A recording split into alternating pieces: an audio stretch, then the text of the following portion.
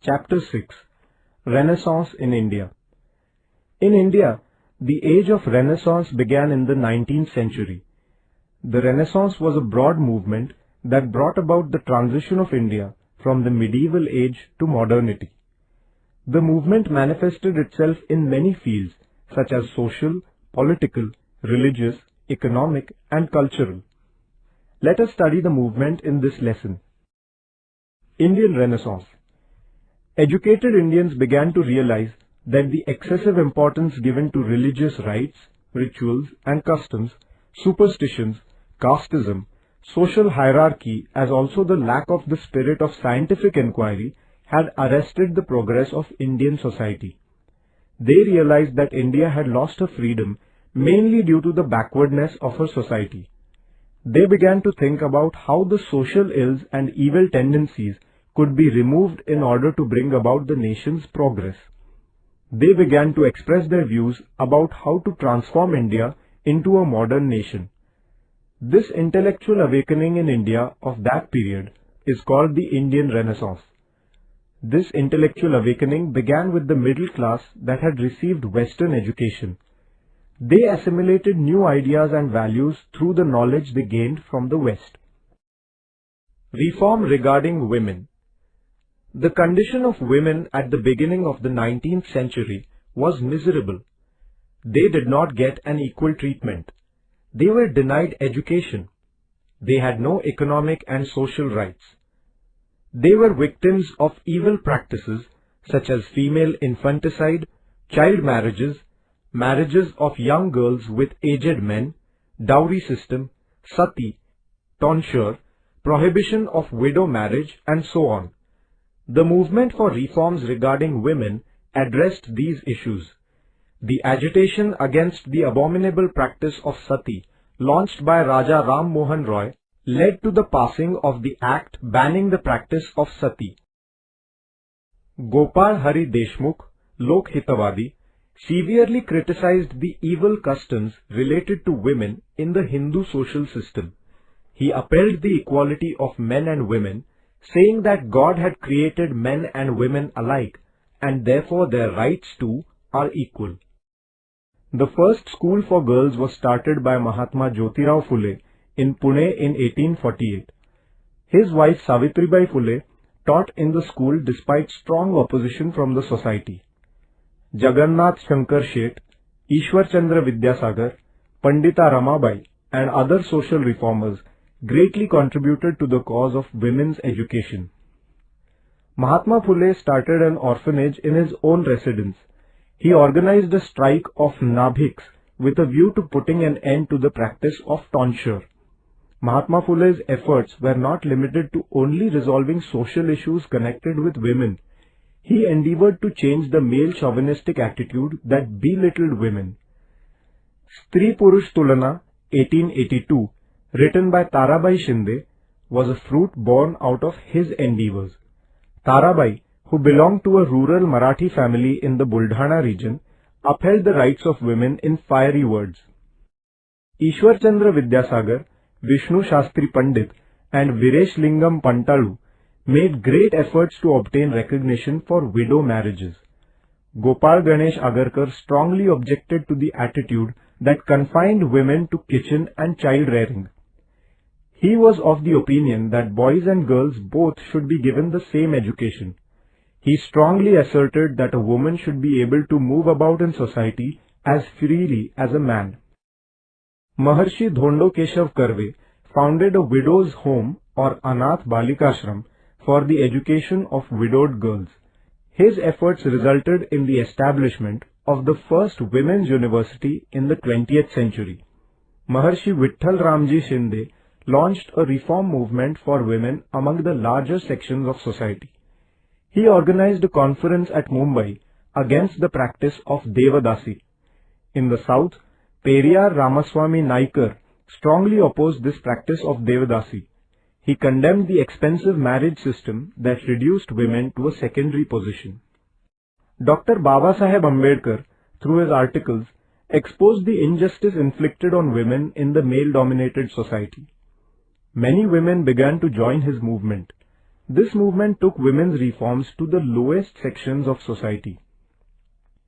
The women's reform movement resulted in putting an end to many unjust practices. The idea that women should be treated as equals began to take root. Women began to prove their abilities in many different fields of life. Movement for the abolition of caste discrimination. The caste system was prevalent in Indian society. It was based on inequality, exploitation, and injustice.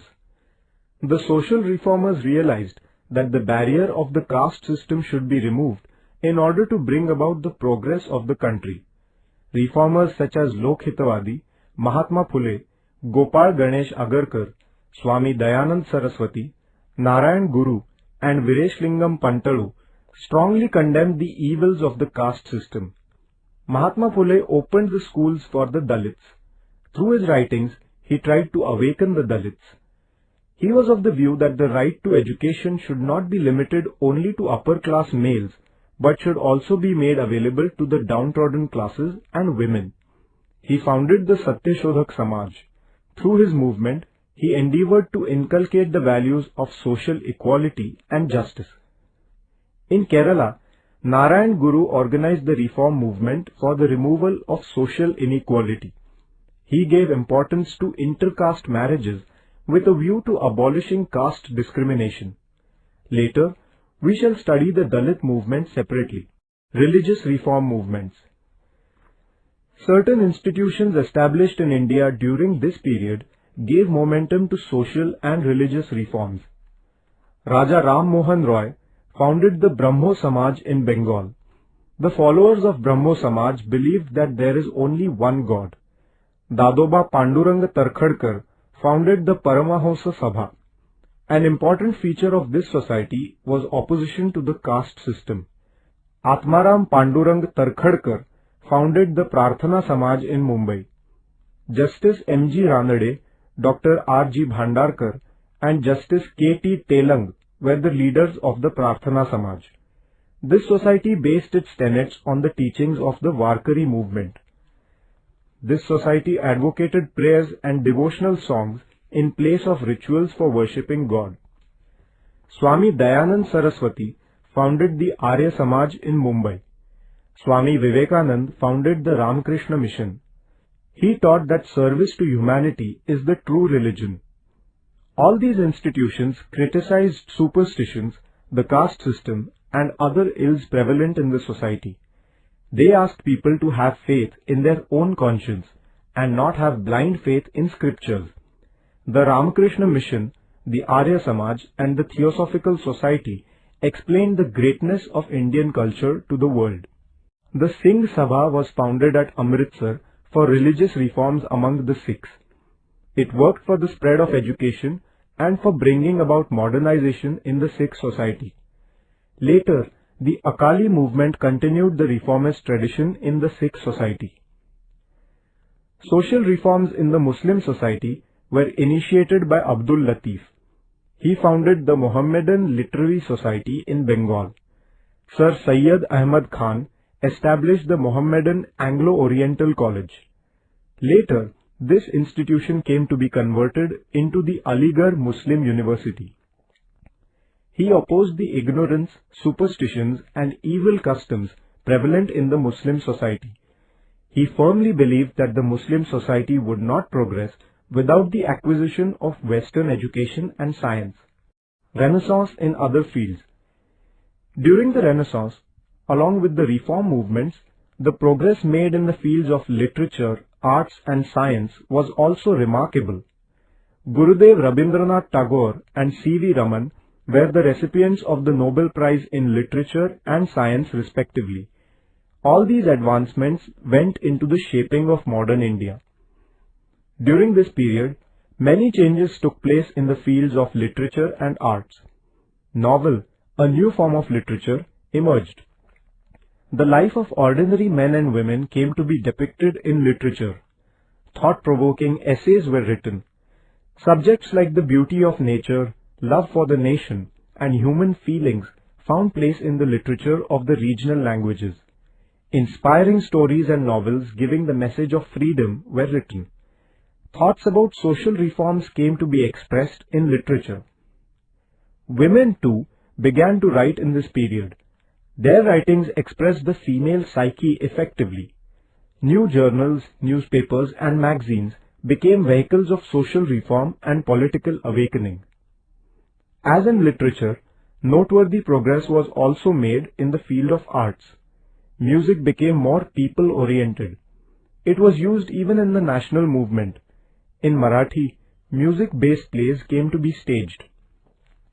A new style of painting emerged combining the traditional Indian style of painting with the Western techniques.